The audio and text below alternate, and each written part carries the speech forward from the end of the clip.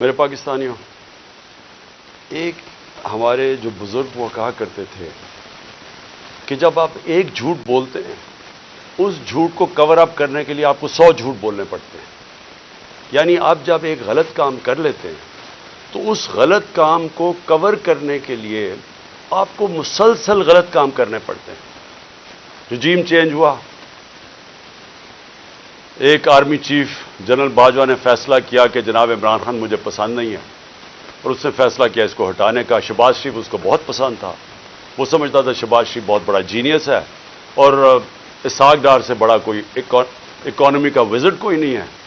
تو اس کی بھی عقل ذرا دیکھ لیں کہ اس نے جب یہ فیصلہ کیا، اور بھی وجوہات تھیں جو میں کبھی آپ کو بتاؤں گا کہ صرف یہی نہیں تھی، اور بھی ان وجوہات تھیں کہ انہوں نے فیصلہ کیا گورنمنٹ گرانے کا. لیکن جب گورنمنٹ گرا دی اور جب پتہ چل گیا کہ پبلک نے ریجیکٹ کر دیا امپورٹڈ حکومت کو، جب واضح ہو گیا کہ پبلک اس امپورٹڈ حکومت کو منظور نہیں کر رہی، ٹویٹر کے اندر سارے ریکارڈز ٹوٹ گئے، امپورٹڈ حکومت نامنظور. ایک پاکستانیوں کی آواز ساری جگہ سے آگے، کبھی پبلک نکلی نہیں ایسے جس طرح 10 تاریخ کو 10 اپریل کو پبلک سڑکوں پہ نکلی بتانے کے لیے کہ ہم ایکسیپٹ نہیں کرتے اس چینج کو. اس کے بعد بائی الیکشنز ہوئے، ان کے اندر واضح ہو گیا جب 37 بائی الیکشنز میں سے 30 تحریک انصاف جیت گئی تو یہ سارے جن لوگوں نے کانسپریسی کی تھی، اور یہ جو سارے 12 پارٹیز کی امپورٹڈ یہ جو بیٹھ گئے آ کے گھسپیٹھیا ہم ان کو کہیں گے، یعنی یوزرپرز کہیں گے انگریزی میں، وہ لوگ جن کی کوئی لیجیٹمیسی نہیں ہے، جو آکشن بجائے الیکشن سے پیسے خرچ کر کے ایک آرمی چیف کے ساتھ مل کے، جس نے خفیہ ایجنسی ساتھ ملا کے گورنمنٹ گرائی ہوئی تھی. اور یہ جب ان کو جب پتہ چلتا گیا کہ پبلک ان کے ساتھ نہیں ہے تو ان کو ایک خوف آنا شروع ہو گیا کہ کسی طرح الیکشن نہ ہو پاکستان میں.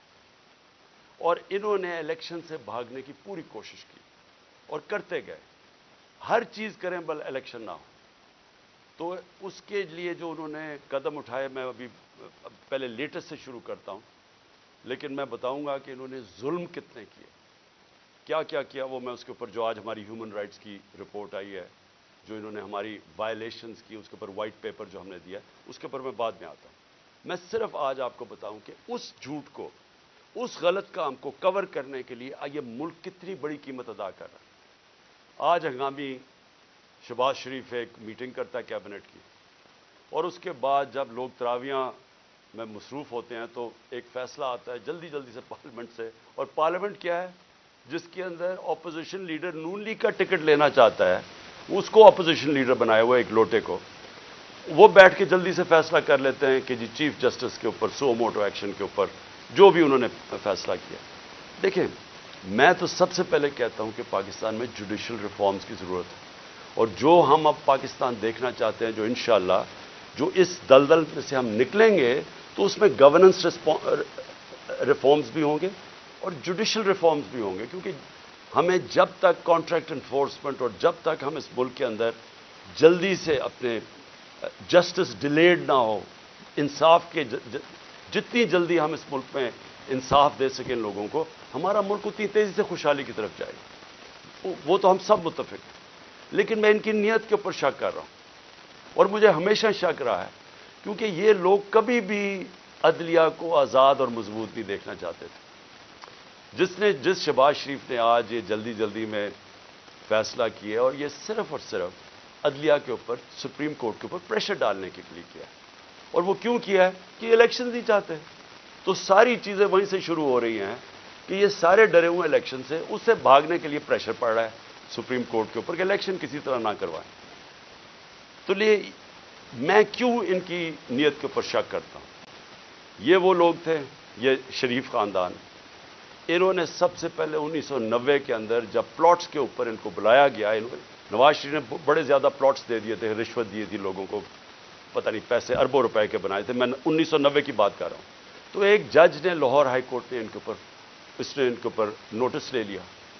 تو تب بھی دوسرے ججز کو ساتھ ملا کے رشوت دے کے اس جج کو انہوں نے زیرو کر دیا تھا.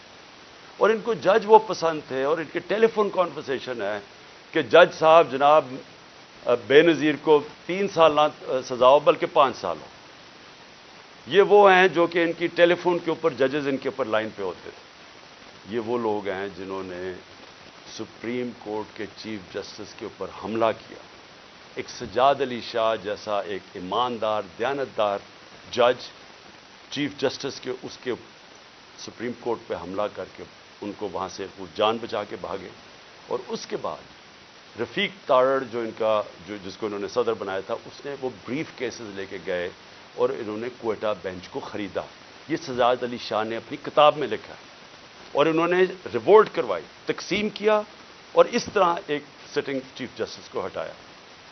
اب ان کی یہ تاریخ ہے اور یہ جج وہ چاہتے ہیں جو کہ ایسے امپائر جو ان کے ساتھ ہوتے ہیں.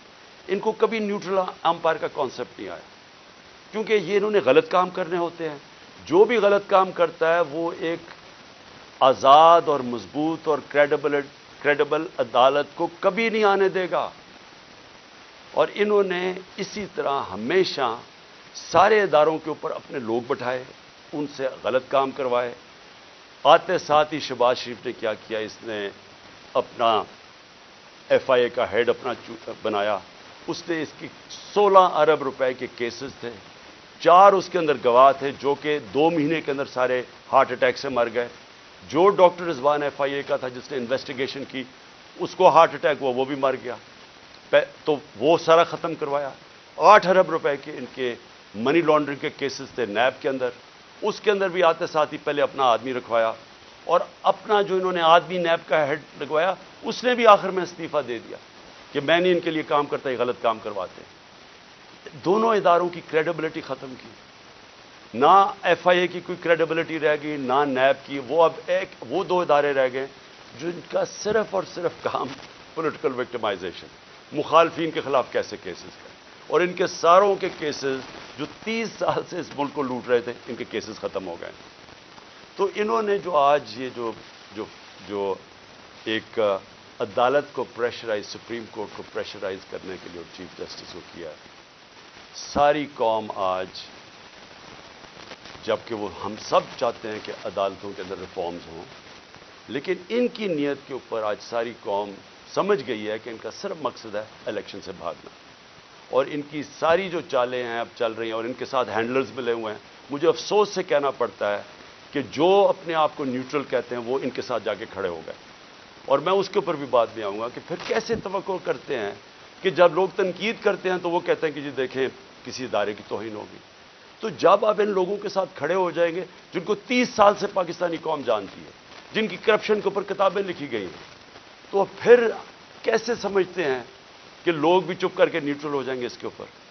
اب میں دوسری چیز پہ آتا ہوں کہ جب انہوں نے فیصلہ کیا کہ ہم نے الیکشن نہیں کروانے, تو پھر انہوں نے رہنا کیسے تھا اقتدار میں. اس وقت جنرل باجوہ نے ان کے ساتھ مل کے جو پاکستان میں ہیومن رائٹس وائلیشن کی, میں آپ کو چیلنج کرتا ہوں کہ پاکستان کی جمہوریت کی تاریخ میں اس کی کوئی مثال نہیں. شاید آمروں کے دوران ہو, جنرل مشرف کے دور میں جب میں اپوزیشن میں تھا, میں جیل بھی گیا 8 دن, میں نے کبھی اس طرح کی ظلم نہیں دیکھا, تشدد نہیں دیکھا جو جیلوں میں انہوں نے کیا, جو یہ جنرل باجوہ نے ان کے ساتھ مل کے, جیسے ہی ہماری گورنمنٹ گئی اس کے بعد 25 مئی سے شروع ہوا. 25 مئی سے انہوں نے تشدد کرنا شروع کیا اور وہ بڑھتا ہی گیا. خاص اپنا ایک آدمی لے کے آئی ہے یہاں جو کہ کاؤنٹر ٹیررزم کا ایکسپرٹ تھا, جس نے پاکستان کے شہریوں کو ایک فورن ٹیررسٹ کی طرح رکھا, ہر قسم کا تشدد کیا, سختیاں کی, سوشل میڈیا کے اوپر کی, جو اس کے اوپر بھی ابھی میں آؤں گا. لیکن ان کا سارا مقصد یہ تھا کہ جس طرح پاکستان کی قوم بھیڑ بکریاں ہیں, یعنی ان کو اچھے برے کی تمیز ہے ہی نہیں, جدھر ان کو ڈنڈے مارو گے وہ ادھر چلی جائیں گی. انہوں نے ہر قسم کا ظلم کیا, صرف اور صرف ہم ساری قوم کو یہ ایکسیپٹ کرنے میں, یہ جو انہوں نے چور ہمارے اوپر لا کے بٹھا دی. اور جتنا جتنا قوم ان کو کہتی رہی کہ ہم ان کو نہیں مانتے, ہم اس کو ایکسیپٹ نہیں کرتے, اتنا اتنا انہوں نے ظلم بڑھانا شروع کر دیا. اور مجھے افسوس یہ ہے کہ جب ایسے لوگ آپ لے آئیں جن کو کوئی پتہ نہیں ہے کہ انسانوں کو کس طرح، انسانوں میں اور جانوروں میں کیا فرق ہے، جن کو سمجھ ہی نہیں ہے کہ انسانوں کو ان کے ذہن ہوتے ہیں اور ان کے دل ہوتے ہیں، ہارٹس اینڈ مائنڈز اپنے ساتھ ملا کے انسانوں کو آپ جیتے ہیں. آپ ڈنڈے مار کے، تشدد کر کے، رات کو لوگوں کو اٹھا لیں، ان کو جا کے ننگا کریں، ان کو ماریں، ان کو ٹارچر کریں، اور پھر یہ سوچیں کہ یہ سارے جب سنیں گے کہ یہ کیا ہو رہا ہے تو لوگ سب ڈر کے بھیڑ بکریوں کی طرح لائن میں لگ جائیں گے. یہ پالیسی رہی ہے. اس لیے ہم نے اپنی ہیومن رائٹس کا جو وائلیشنز ہوئی ہیں اس کا پورا ڈوسیئر دیا. اس میں ہمیں بتایا ہے کہ ہمارے ساتھ کیا کیا ہوا. نہ دیکھیں عورتیں، نہ چادر اور چار دیواری کی ان کا کوئی فرق تھا، نہ کوئی شرم تھی، نہ کوئی حیا تھی، نہ کوئی غیرت تھی. جس طرح کی انہوں نے اس وقت پولیٹیکل ورکرز کے ساتھ کیا، اور پولیٹیکل ورکرز کے ساتھ انگریز کے زمانے میں بھی. اگر آپ تاریخ پڑھیں ہماری آزادی کی اور جس میں آزادی کی موومنٹس تھیں، تو پولیٹیکل ورکرز کے خلاف کبھی بھی انگریز کے زمانے میں بھی ایسا ظلم نہیں ہوا جو انہوں نے ہمارے ساتھ کیا. مجھے نوجوانوں نے آ کے کہانیاں سنائیں. انہوں نے جب ہم جیل بھرو تحریک، وہ پرامن تحریک تھی، ایک پروٹیسٹ ہوتا ہے کہ آپ کوئی اپنے ملک میں تصادم نہیں کرنا چاہتے. اور پھر میں یہ بھی کہہ دوں کہ جو پارٹی الیکشنز چاہتی ہے وہ تصادم نہیں چاہتی. جو الیکشنز نہیں چاہتے، جو الیکشن سے بھاگتے ہیں، ان کا کام ہوتا ہے انتشار پھیلانا. یہ جو ملک میں ہو رہا ہے یہ وہ پارٹی نہیں کر رہی جو الیکشن سے آ رہی ہے. میرے سے ہمارے اوپر ہر باری کوئی یہ ایک بدماش انہوں نے انٹیریئر منسٹر رکھا ہوا ہے جس کو یعنی شرم آئے کسی کو کہ اس طرح کے آدمی کو اپنی پارٹی کو ریپرزینٹ کروائیں. کوئی مہذب معاشرے کے اندر اس طرح کا آدمی کو آپ اگر بتا دیں کہ یہ آپ کا انٹیریئر منسٹر کا مطلب جو کہ جس نے آپ کی حفاظت کرنی ہے، اس طرح کے آدمی کو بٹھا دیں جس کی بیک گراؤنڈ قتل کر رہے ہیں، جو ہر جرم کیا ہے جس آدمی نے، اور وہ بیٹھ کے دھمکیاں دے رہا ہے. اس کو یہی نہیں پتا کہ ساری دنیا میں اس کے کامنٹس گئے ہیں اور وہ کیا ریفلیکٹ کر رہے ہیں پاکستان میں. کہ ایک ملک کا انٹیریئر منسٹر اس طرح کی اسٹیٹمنٹس دے، اس کو وہاں اوپر بٹھا دی، وہ دھمکیاں دیتا ہے، اس کو سمجھ ہی نہیں ہے جمہوریت کیا ہے. وہ تو بدمعاش ہے. نہ یہ شریفوں کو آج تک کبھی پتہ ہے. اوپر سے یہ بڑے میسنے بن جاتے ہیں، بڑی معصوم سی شکلیں بنا لیتے ہیں، ڈرامے کرتے ہیں. کبھی جا کے وہ ٹوپیاں پہن کے، کبھی وہ عورتوں یہ جو آٹا دیا جا رہا ہے ابھی وہاں تصویر کھچا لی. یہ گمکس کیا ہے؟ اندر سے ظالم ہے. یہ جو سب سے زیادہ پولیس مقابلے میں لوگ مروائے ہیں وہ شہباز شریف نے مروائے ہیں. اس کے اوپر ہیومن رائٹس کی رپورٹ ہے. 97 سے 99 تک اس نے کوئی 900 لوگوں کو قتل کروایا. عابد باکسر نے ٹی وی کے اوپر آ کے کہا کہ میں اس کے حکم پہ لوگوں کو قتل کرتا تھا. یہ وہ آدمی ہے جو بڑی معصوم سی شکل بنا لیتا ہے. اور دوسرا، اس کا تو سب کو پتہ ہے، یہ انٹیریئر منسٹر کو سارے کسی میں فیصلہ آباد میں جا کے پوچھیں ان کی بیک گراؤنڈ کی. ان کو اوپر بٹھا لیا.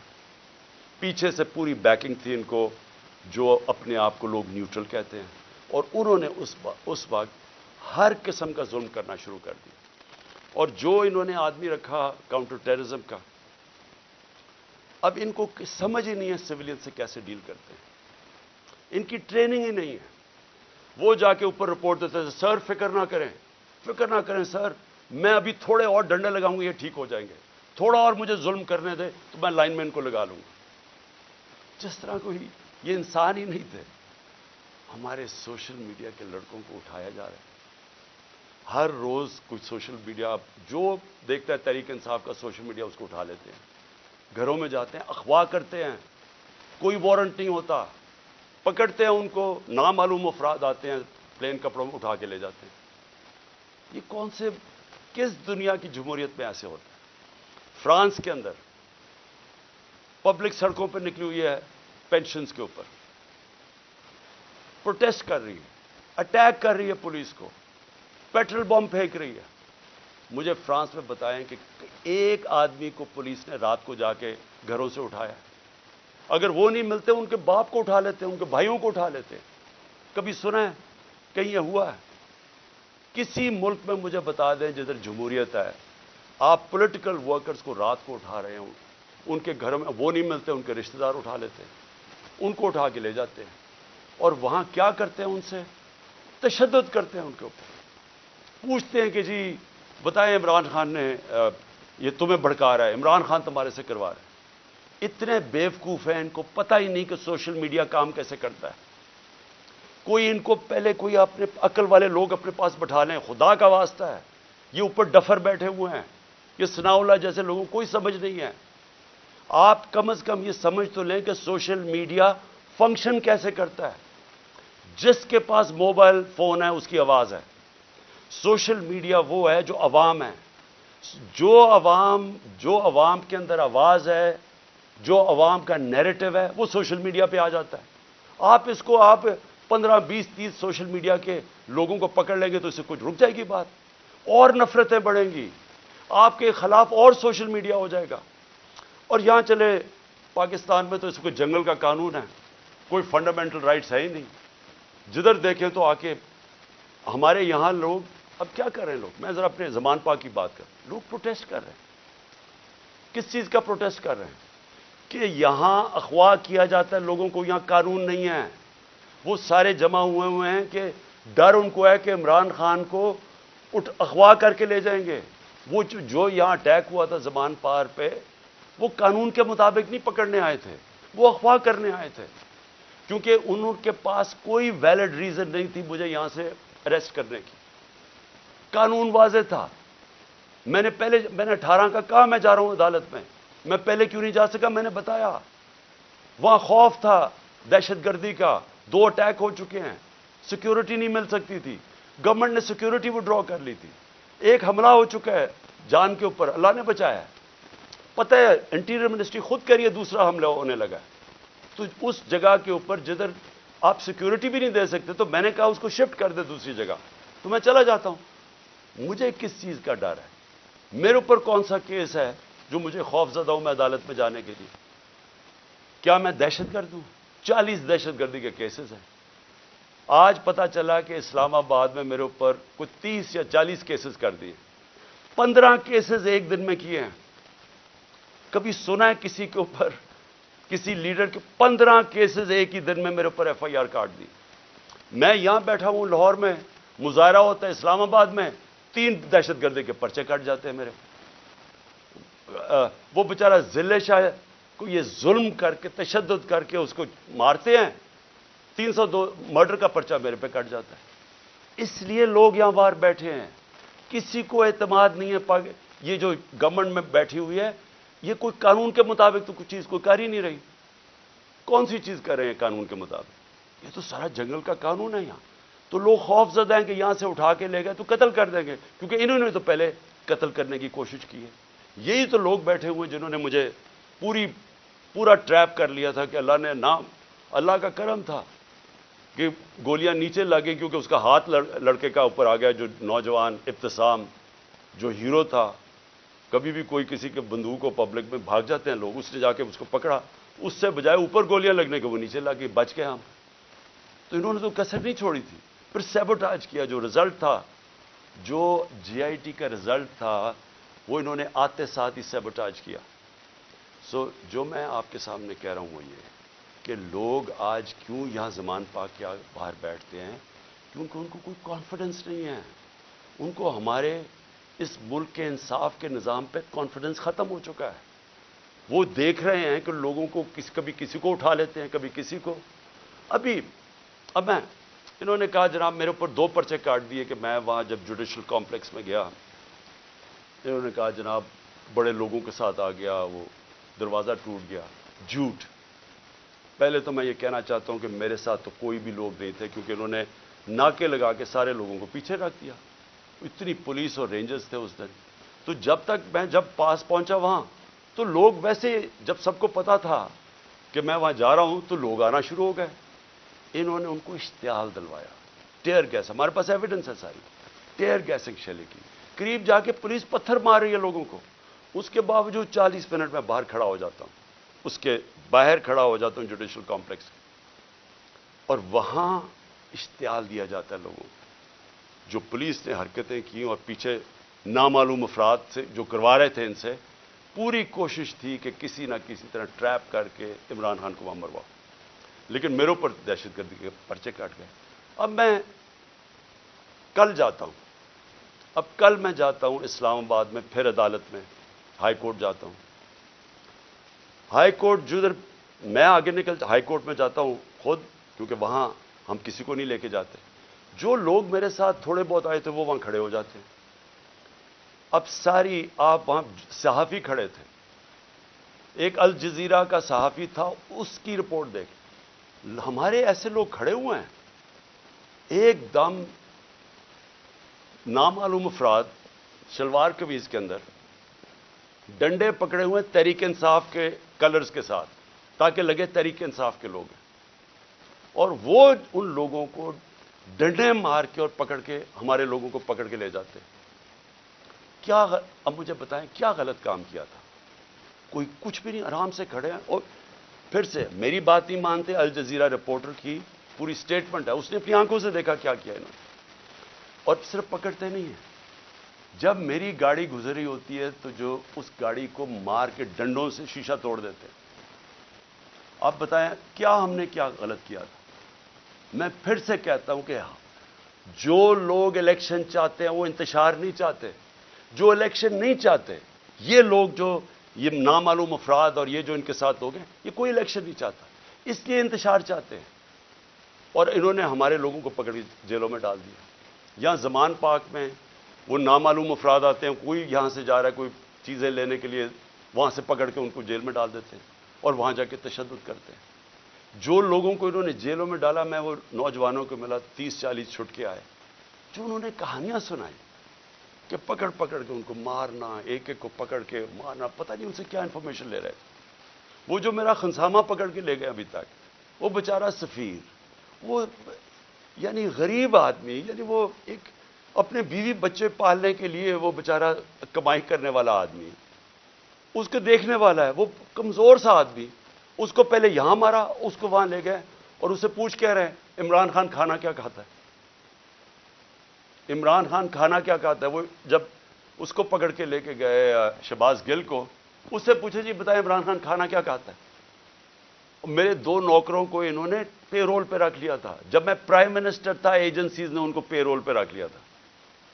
تو یہ جو کھانا کیا کھاتا ہے، کیا کسی کو شک نہیں پڑے گا کہ آپ کو کیا انٹرسٹ ہے اسے کھانے سے؟ زہر دینے کا پروگرام ہے. کیونکہ یہ جو شہباز شریف کے 4 لوگوں کو ہارٹ اٹیک ہوا، اور جو گواہ تھے، اور ڈاکٹر رضوان کو، تو ساروں کو ہارٹ اٹیک ہوا. یہ کیسے ہوا ہے؟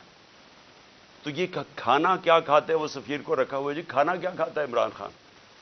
میں جو اس پہ جو آخر میں بات کرنا چاہتا ہوں وہ یہ ہے کہ دیکھیں یہ جو حرکتیں آپ کر رہے ہیں، اس سے معاشرے میں نفرتیں بڑھ رہی ہیں.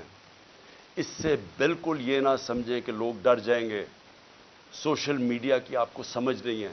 یہ جو بچوں کو پکڑ کے لے گئے اور اغوا کر گئے، اظہر مشوانی کو، اس کا پتہ نہیں ہے. پھر حسان نیازی سے جو کیا ہے، اس کو کبھی یہاں پکڑ، ادھر سے بیل لیتا ہے، اس اٹھا کے پھر ایک اور کیس کر دیتے ہیں. وہ کیس سے بیل لیتا ہے، پکڑ کے کوئٹہ بھیج دیتے ہیں. کوئٹہ سے بیل لیتا ہے، یہاں آتا ہے، اس کو اب کراچی لے گئے. اب کراچی سے پتہ چلتا ہے جی اس کو پشاور لے گئے. یہ کون سے معاشرے میں ہوتا ہے؟ مجھے بتائیں کسی جمہوریت میں، اور ہماری بتائیں، میرے 3.5 سال میں بتائیں کبھی کسی سے ایسے ہوا ہے؟ ان کی 30 سال سے چوریاں تھیں. 95% کیسز ان کے پرانے تھے.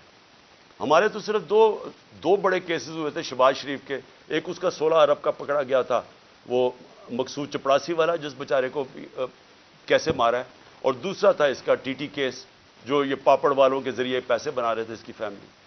ہمارا تو اور کوئی کیس ہی نہیں تھا. کتنے ہم نے کیسز کیے ان کے، کتنے ہم نے ان کے اوپر دہشت گردی کے کیسز کیے. تو یہ جو ہمارے اوپر کیسز کر رہے ہیں، مجھے بتائیں اس کی کبھی کسی جمہوریت میں کوئی مثال ہے؟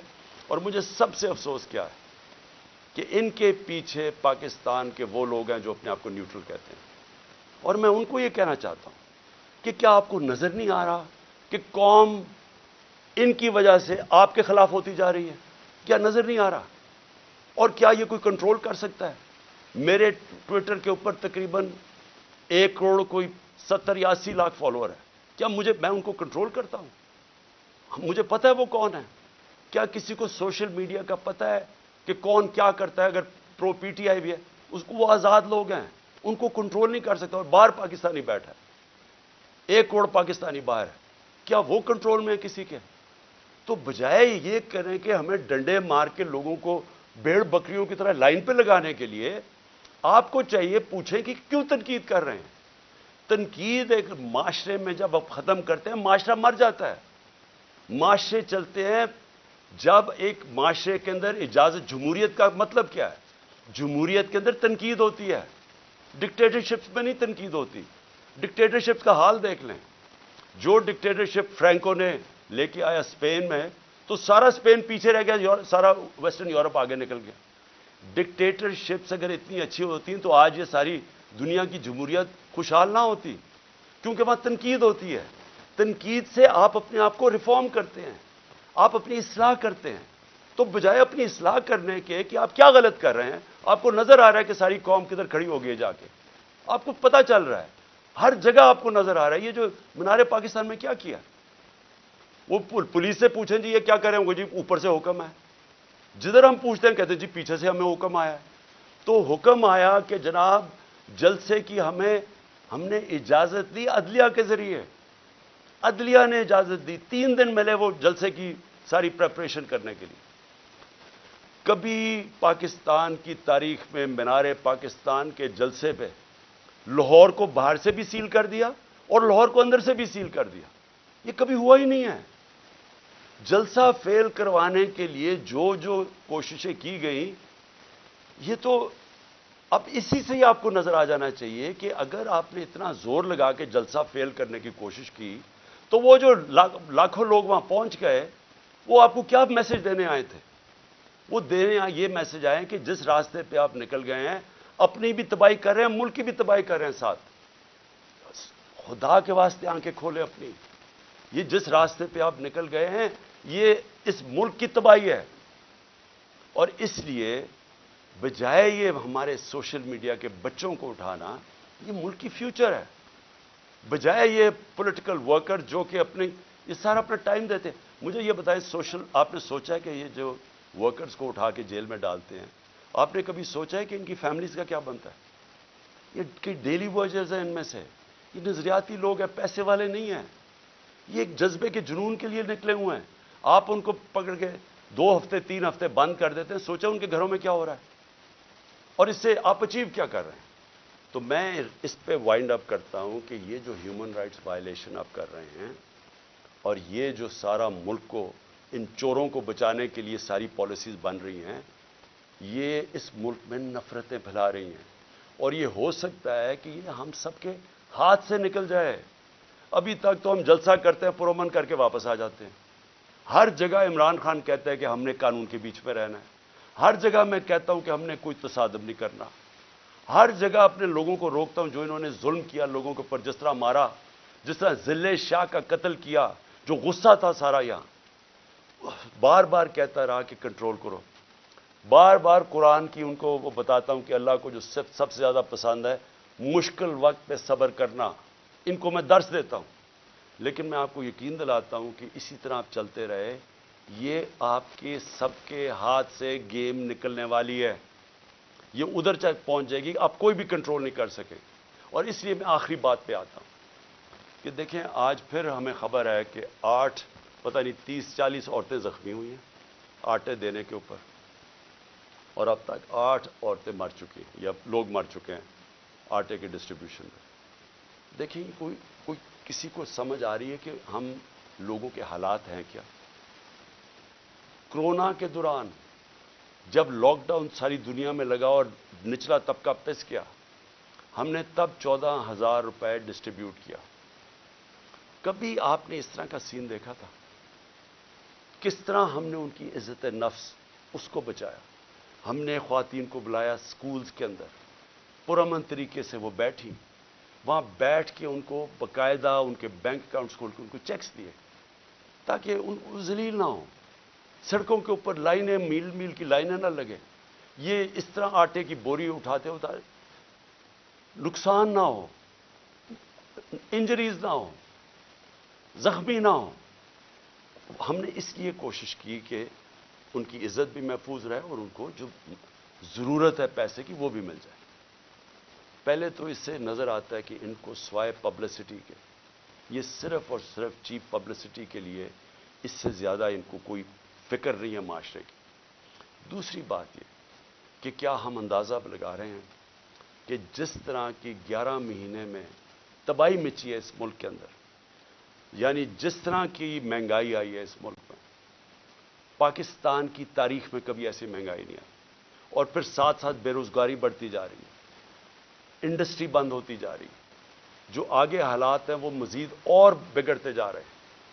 آگے IMF کا سمجھوتا ہونے نہیں لگا، وہ ہونے اس لیے نہیں لگا کہ اگر ان کی کنڈیشنز مانتے ہیں تو ان کو پتا ہے کہ آگے مہنگائی اتنی زیادہ ہے، یہ عوام برداشت نہیں کرے گی۔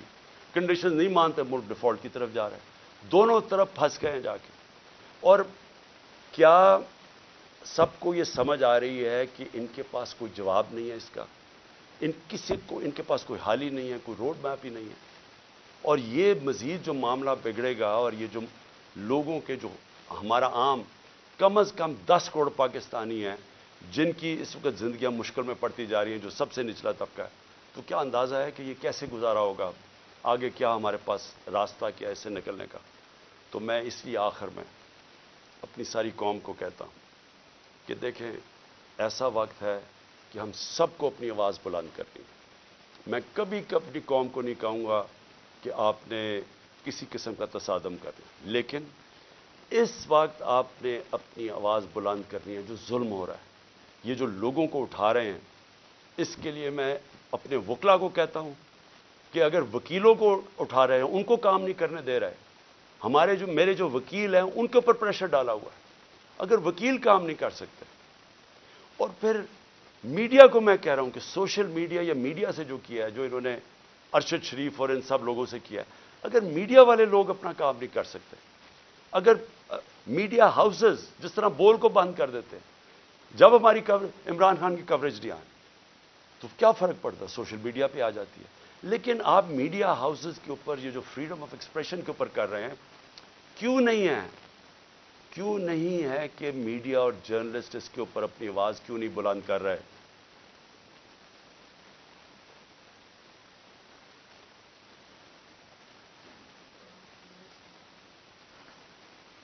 اور کیوں نہیں کہ یہاں ٹاپ صحافی جو سمجھتے ہیں کہ اس ملک کی جمہوریت خطرے میں، کیونکہ اگر آزادی رائے ختم ہوگی، جمہوریت گئی، تو وہ کیوں نہیں آواز بلند کر رہے؟ اور میں وکلا کو آخر میں کہتا ہوں کہ کل ایک بہت تکڑی سپریم کورٹ بار کے اندر لائرز کنونشن ہے، اس کے اندر وکلا کو کہہ رہا ہوں کہ پوری طرح اس میں شرکت کریں، کیونکہ یہ جو اب جو تقسیم کرنے جا رہے ہیں سپریم کورٹ کو، اس کے لیے پاکستان کے وکلا کو اس وقت سٹینڈ لینا چاہیے، کیونکہ آپ کا کام رول آف لا ہے۔ رول آف لا کو امپلیمنٹ کرنا پاکستان کی لیگل کمیونٹی کا کام ہے۔ تو کبھی بھی ہمارا رول آف لا یا ہمارا جو انصاف کا نظام ہے، یہ کبھی بھی اتنا زیادہ خطرے میں نہیں جو آج ہے۔ تو میں سب وکلا کو بھی چاہتا ہوں کہ آپ متحد ہوں، اور یہ جو اگر بیرسٹر حسان سے کر سکتے ہیں، کسی سے بھی کر سکتے ہیں، اور اگر سوشل میڈیا کے لڑکوں کو اس طرح اٹھا رہے ہیں، وارنٹ کے بغیر نامعلوم لوگ آتے ہیں اٹھا کے لے جاتے ہیں، تو کدھر گئی پاکستان کی وکلا جرنلسٹ کمیونٹی؟ اور ہیومن رائٹس کو کیوں نہیں ہم جو ہیومن رائٹس کے آج تک آواز بلند کرتے ہیں، کیوں نہیں ان کو یہ نظر آ رہا؟ اور جب تک کہ ہم اس سب ظلم کے خلاف اپنی آواز بلند نہیں کریں گے، یہ بڑھتے جائیں گے۔ اور میں آخر میں پھر اپنے نیوٹرلز کو کہنا چاہتا ہوں کہ ابھی بھی کورس کریکشن کرنے کا ضرورت ہے، ابھی بھی راستہ درست کر لیں، کیونکہ یہ جو راستہ آپ نے پکڑا ہوا نا کہ خوف پھیلانے کا اور ڈرانے کا، دھمکانے کا، یہ بیک فائر کر رہا ہے۔ اس سے کوئی نہیں ڈر رہا، بلکہ لوگوں کے اندر نفرتیں بڑھ رہی ہیں، اور یہ حل نہیں ہے۔ حل صرف ایک ہی ہے، صاف اور شفاف الیکشن۔ شکریہ۔